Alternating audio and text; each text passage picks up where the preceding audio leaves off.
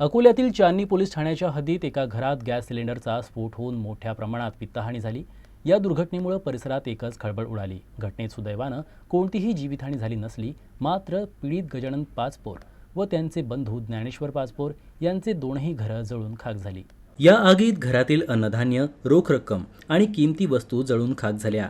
प्राथमिक अंदाजानुसार लाखो रुपयांचे नुकसान झाले असून घटनेची माहिती मिळताच चांदणी पोलीस ठाण्याचे ठाणेदार रवींद्र लांडे यांच्या मार्गदर्शनाखाली बीड जमादार दिनेश झटाले आणि गोपाल नावकार यांनी घटनास्थळी धाव घेत पंचनामा केला।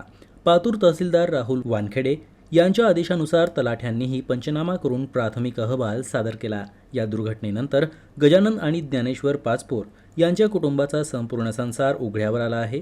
नुकसानग्रस्तांनी सरकारकडून तातडीनं आर्थिक मदत मिळावी अशी मागणी केली आहे। प्रशासनाकडून पुढील कारवाई सुरू असून नुकसानग्रस्त कुटुंबाला मदतीसाठी ग्रामस्थांनी पुढाकार घेतला आहे।